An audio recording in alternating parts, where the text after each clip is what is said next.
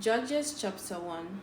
After the death of Joshua, the Israelites asked the Lord, "Who of us is to go up first to fight against the Canaanites?"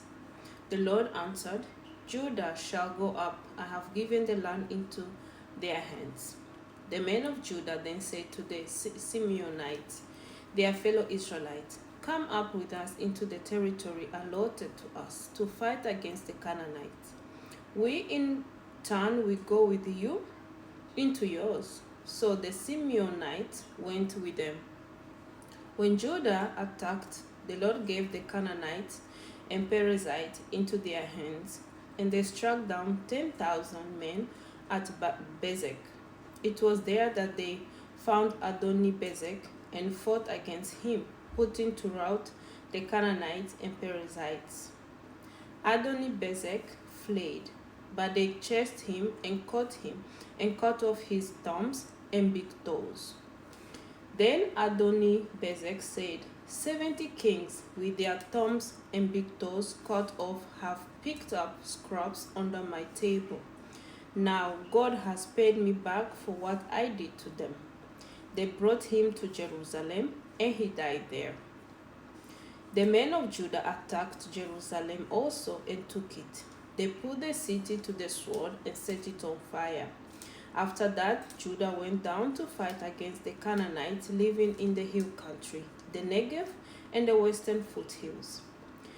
They advanced against the Canaanites living in Hebron, formerly called Kiriath Arba, and defeated Sheshai, Ahiman, and Talmai. From there, they advanced against the people living in Debir, formerly called Kiriath Sefer. And Caleb said, "I will give my daughter Aksa in marriage to the man who attacks and captures Kiriath Sefer." Othniel, son of Kenaz, Caleb's young brother, took it. So Caleb gave his daughter Aksa to him in marriage. One day when she came to Othniel, she urged him to ask her father for a field. When she got off her donkey, Caleb asked her, "What can I do for you?" She replied, "Do me a special favor. Since you have given me land in the Negev, give me also springs of water." So Caleb gave her the upper and lower springs. The descendants of Moses' father-in-law, the Kenites, went up from the city of palms with the people of Judah to live among the inhabitants of the desert of Judah in the Negev near Arad. Then the men of Judah went with the Simeonites, their fellow Israelites, and attacked the Canaanites living in Zephath, and they totally destroyed the city. Therefore it was called Hormah. Judah also took Gaza, Ashkelon, and Ekron, each city with its territory. The Lord was with the men of Judah. They took possession of the hill country, but they were unable to drive the people from the plains because they had chariots fitted with iron. As Moses had promised, Hebron was given to Caleb, who drove from it the 3 sons of Anak. The Benjamites, however, did not drive out the Jebusites, who were living in Jerusalem. To this day, the Jebusites live there with the Benjamites. Now the tribes of Joseph attacked Bethel, and the Lord was with them. When they sent men to spy out Bethel, formerly called Luz, the spies saw a man coming out of the city, and they said to him, "Show us how to get into the city, and we will see that you are treated well." So he showed them, and they put the city to the sword, but spared the man and his whole family.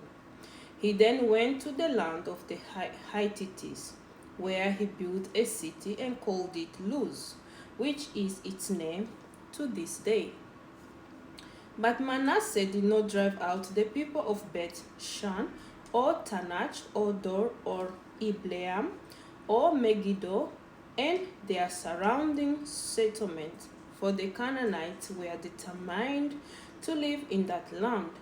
When Israel became strong, they pressed the Canaanites into forced labor, but never drove them out completely. nor did Ephraim drive out the Canaanites living in Gezer, but the Canaanites continued to live there among them.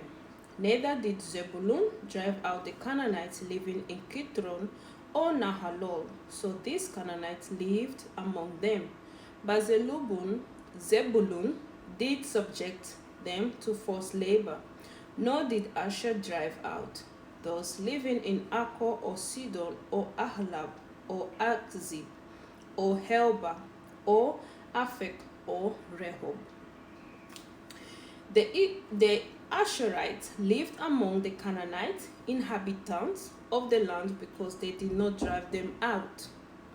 Neither did Naphtali drive out those living in Beth Shemesh or Beth Anat, but the Naphtalites too lived among the Canaanite inhabitants of the land, and those living in Beth Shemesh and Beth Anat became forced laborers for them. The Amorites confined the Danites to the hill country, not allowing them to come down into the plain. And the Amorites were determined also to hold out in Mount Heres, Aijalon, and Shalbim. But when the power of the tribes of Joseph increased, they too were pressed into forced labor.